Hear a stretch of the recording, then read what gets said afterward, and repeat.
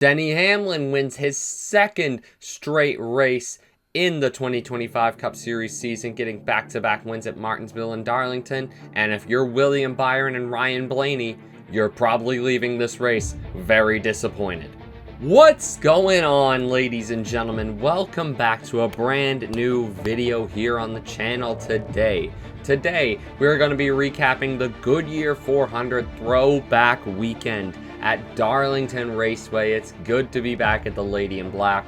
It's always good to have Throwback Weekend. I was repping Throwback Weekend with this Kyle Larson, Terry Labonte shirt. Probably not the greatest race to whip this one out, but at least for Kyle's sake. But anyway, let's get into the recap. The Goodyear 400 at Darlington.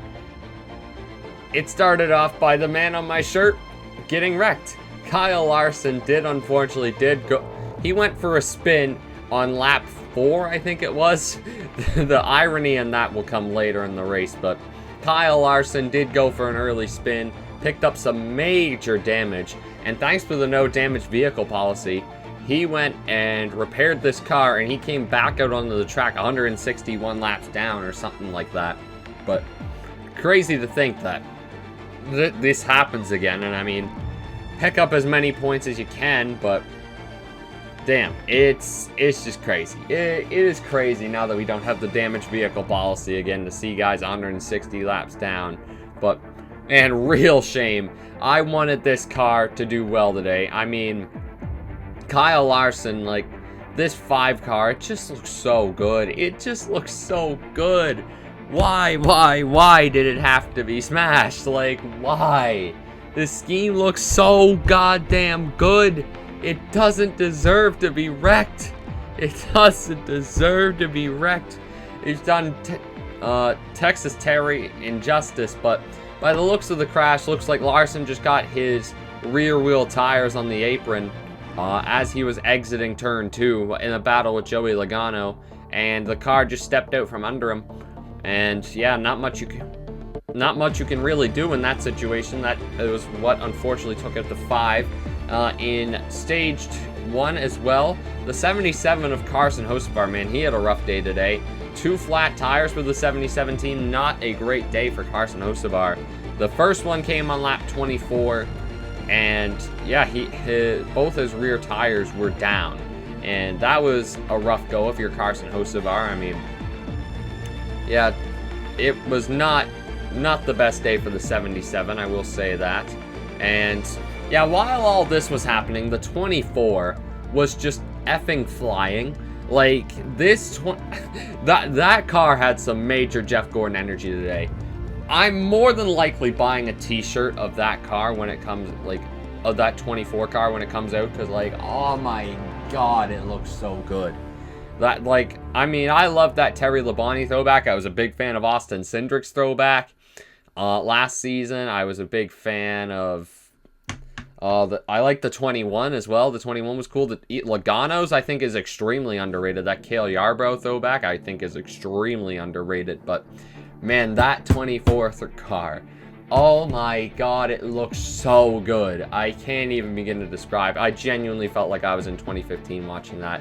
And then we had a wreck between Riley Herbst and Carson Hocevar. I don't put this one on Carson, to be honest. I think that the spotter of the 24 misguided William Byron and forced Carson Hocevar to come up into Riley Herbst, and this essentially was, I don't know if Carson was able to get back out on the track after this. I'll have to check the results sheet after this, but this effectively ruined the day of the 77 of Carson Hocevar. Unfortunately, it just is what it is. Accept it, move on, it happens. Excuse me. We'll take it to the next, but yeah, just looking at it from a different angle here, yeah, the 24 definitely came up. Pinched Carson Hocevar into a bad angle, and yeah, just not meant to be for that 77 car today.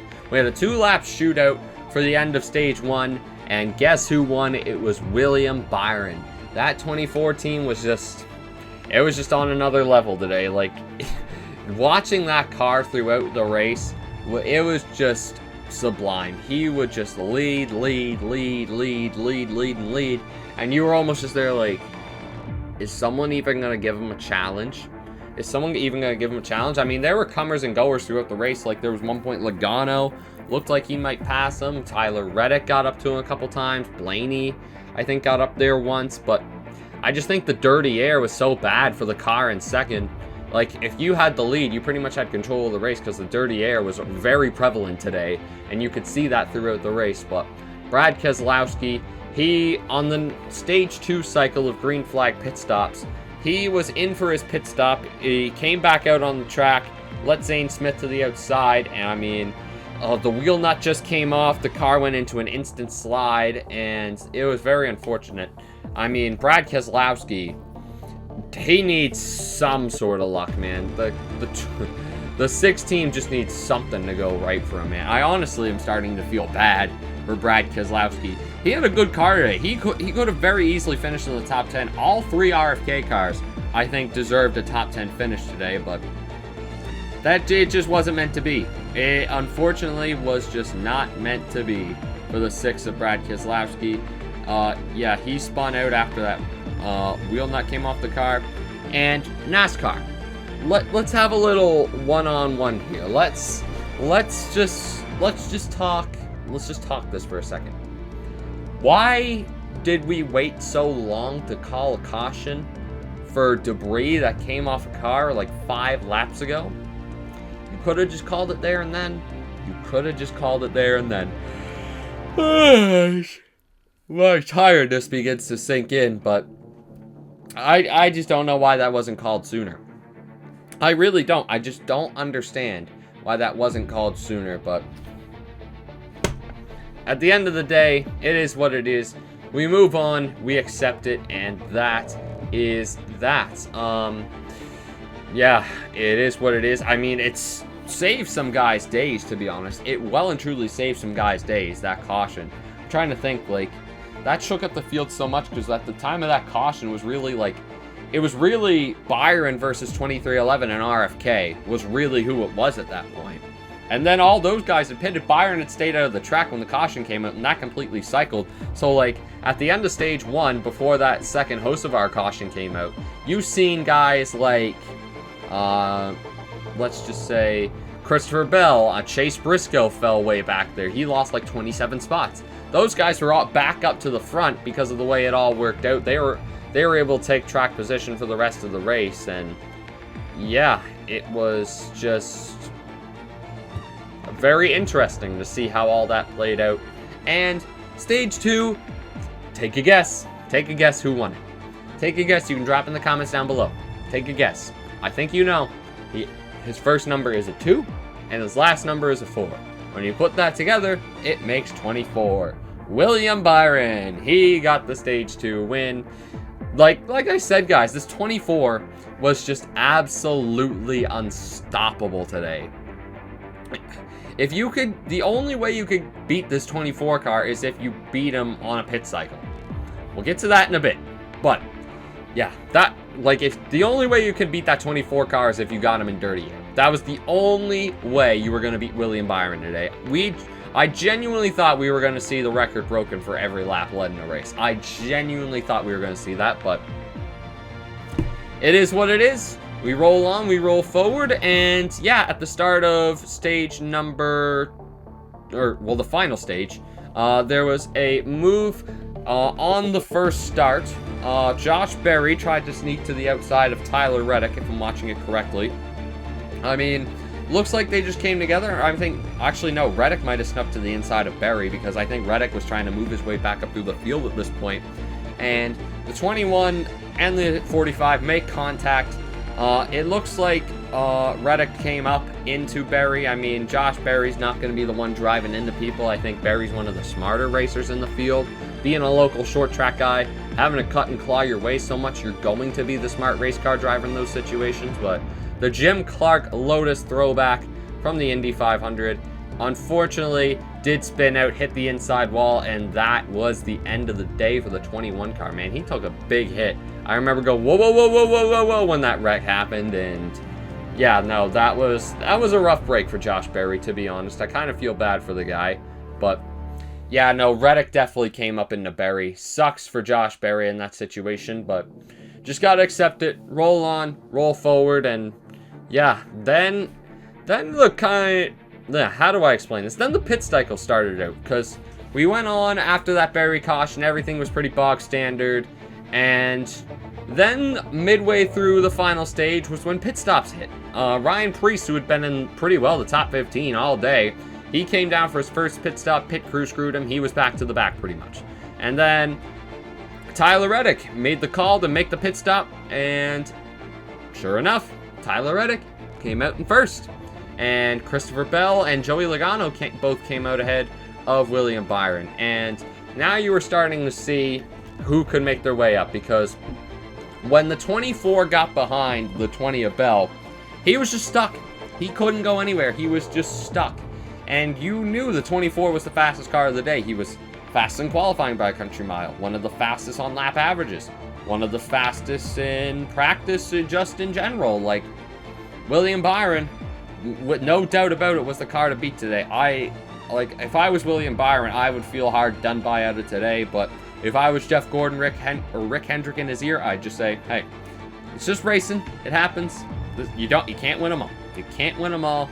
Sometimes that's NASCAR racing. But as this pit cycle started to unfold, Reddick was ahead by like 5 or 6 seconds ahead of Christopher Bell, and Ryan Blaney in his father's throwback, which they could have done a much better job on, by the way. If they would have just scrapped that red and made it green, would have been perfect. Would have been perfect. But that blue drives me crazy, knowing what the original car looked like. But yeah, Blaney was really the only one who could slice and dice his way through the field today. I don't really know why that was. I don't know what the 12 had compared to the rest of the field. But Blaney just had something different in that car today. And yeah, with like 25 to go, it was funny. My girlfriend called me, so I was talking with her for a bit. And I kept saying, I'm like, oh my God, Blaney's fast. Blaney's really fast. And then it's just gap starts going down and down and down and down. I'm like, and then I had to hang up to try and record my last lap reactions that you guys usually see on my shorts page. And then I'm like, oh my God, Blaney's about to go take the lead. Sure enough, he takes the lead, but Reddick hits the wall, causes a checkup. Larson brakes behind it because he's the nearest car. And with 4 to go, ironically enough, he gets hit by Bubba Wallace and has a virtually identical crash to the one he had before. Like, and almost identical to the one Josh Berry had. There's turn 2 at Darlington. The exit of 2 is just disaster waiting to happen. Mike Joyce said turn 1's Calamity Corner at Darlington. I would say turn 2 is. Just my personal thoughts, but we accept it, we move on. But yeah, Kyle Larson makes an overtime restart, and a man whose name I haven't even said today, Denny Hamlin, comes down pit road with the rest of the field. Pit crew wins him that race. Kyle Larson and Denny Hamlin's pit crew are the winners of today's race. Denny Hamlin just showed up. He gave some major Carl Edwards energy apart from not doing the backflip. But yeah, once that overtime restart happened, Hamlin shot out of a cannon, took the lead, and it was history from there. Denny Hamlin in a beautiful Carl Edwards throwback wins the race. And I always say that on throwback weekend, a throwback car has to win the race. I was very, very, very disappointed this year when only half the cars did throwbacks. Why did only half the cars do throwbacks? Like, it's just depressing, man. It's honestly just depressing, because this is such a fun weekend. Like, I love this weekend so much.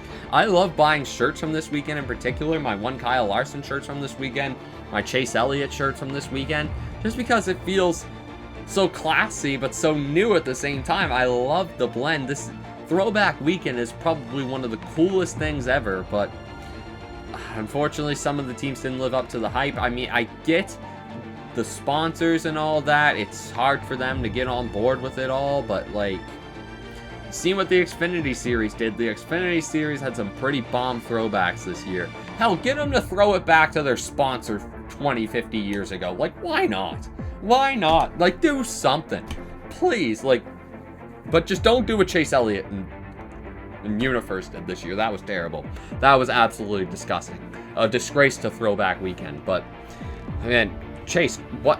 Why not just throw it back to your father again? Like, seriously, I mean, hell, throw it back to the year you won the championship, man.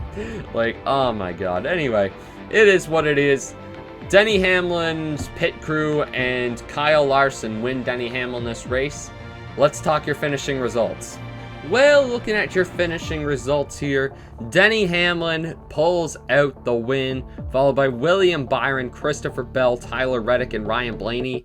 And I mean, probably wasn't the 5 strongest cars of the day. I mean, I wouldn't put Bell or Hamlin in that list, but hey, they show up when it matters most, and that's why they're championship contenders every single year. Chris Buescher, I figured Buescher would be really strong today. He pulled out a P6. Good result for the 17 team. Ross Chastain with a P7. Wasn't really seen the whole day. I don't even think the broadcast talked about Chastain once. So the fact that he finished 7th, fair enough. Chase Elliott, P8. And yeah, he was another one who was just kind of non-existent the whole day. Even though... Guys, Ty Gibbs got a top 10. Ty Gibbs got a top 10. Holy hell. Send it to the rafters. Ty Gibbs got a top 10. It's a miracle. It's a miracle. I know. I'm out here doing the George Russell pose. Oh, what the hell is wrong with me? But Ty Gibbs got a top 10. Miracles are real. And yeah, Kyle Busch, he finished 10th at this race. I mean, not a bad run for KFB. He was looking really solid in stage 1, but fell back during the race, was able to work his way back up. Not a bad race at all for the 8 team. Austin Cindric, he finished 11th. I would have loved to seen Austin Cindric do better, not only because he was starred for double points in my GridRival fantasy team. Join the link in the description if you aren't already. F1 and IndyCar leagues are in there as well. But man, Cindric, that Earnhardt throwback was beautiful. Honestly, if I see that shirt the next time I go to a race, I honestly might buy it just because I think that's a sick throwback. I'm still kind of mad at Austin Cindric and William Byron for not getting a picture with me at New Hampshire like 2 years ago. But, well, not 2 years ago. That race was last year, you goddamn dummy. But still, would love to go see them.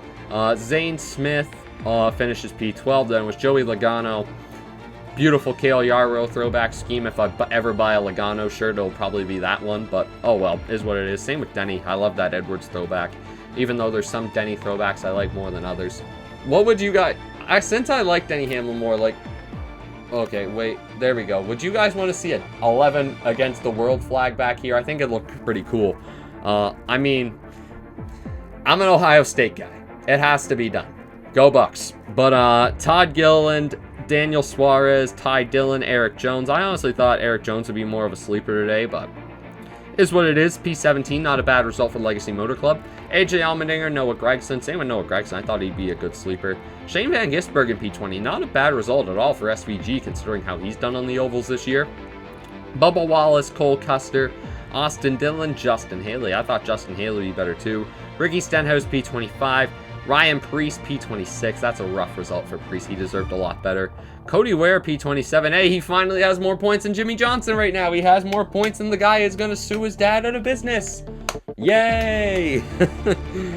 Chase Briscoe, man, rough day for Briscoe, P28. Michael McDowell, John Hunter Nemechek, Austin Hill, Carson Hocevar, Brad Keselowski, Riley Herbst, Alex Bowman, Josh Berry, and Berry still finished Edel Larson after all that. Kyle Larson, P37, and JJ Yaley, who had a beautiful throwback as well. That 44 car looked awesome. But anyway, let's go put this race on the Skyler scale, and yeah, let's review the Goodyear 400. I'm not gonna lie to you guys, this race wasn't the greatest. I mean, I was talking with one of my buddies from down in Vermont pretty well the whole race, and I mean, we were both just there like, yeah, no, this isn't great. I mean, usually I really like Darlington. Darlington's probably my favorite race on the schedule. But the dirty air was just so bad today. It was just so bad. It was like, oh my god, it was awful. Yeah, no, wasn't my cup of tea. Wasn't my cup of tea, but hey. we had a good race. You know, it was okay. I mean, I still liked it because it was Darlington. It got more interesting at the end, but to be honest, I can't give this race more than like a 65%. I'm going to give it a 60, just because it was boring at points. Like, there were points where I was watching some of my old go-kart highlights or checking out what my friends were putting on their Instagram stories, so I'm going to give it a 60%. I mean, the end definitely helped a bit. I mean, I probably would give it a 60 either way. I mean, the last, like, 20 laps were great. It was pretty dang cool. But, like, I'm not forgetting what we've seen before that, so just not much entertainment, unfortunately. I'm going to give it a 60%. Let me know what you guys thought of Throwback Weekend in the comments below. Where does Darlington go from here, though? That's the question I want to put out there, because, I mean, I could honestly see some way, somehow, that Darlington goes back to just the Southern 500. And I wouldn't hate it. I wouldn't hate it. As much as I love Darlington, I wouldn't hate it. I seen an idea this week that I actually love, is that if we gave North Wilkesboro a points-paying race and made that Throwback Weekend, that would give Darlington take Darlington's first date. I mean, I know this would never happen because it's SMI and ISC collabing. That would probably never be able to work. But, like, if North Wilkesboro became Throwback Weekend, and I don't know, maybe we could put Rockingham as the all-star race, like, that'd be pretty cool. I'm not gonna lie, I think that would be a recipe for success if you ask me. But, guys, let me know what you thought of Throwback Weekend in the comments down below. I thought this was a lot of fun. Yeah, just the paint schemes in general. The race could have been better, like I said, but at the end of the day, it just is what it is. We roll on and we move forward. But anyways, y'all, I'll see you for the next race. We are heading to Bristol, Tennessee this time next week. Can Denny Hamlin go 3 in a row? We will see. Maybe the 11 against the world will continue. Denny's definitely the man in form right now, I'll say that. But guys, yeah, let me know what you thought of Darlington in the comments down below, and I will see you this time next week for a Bristol Cup Series review. Hopefully the tire wear wears out like it did last year. But anyways, guys, I'll see you at Bristol. Take care, and peace.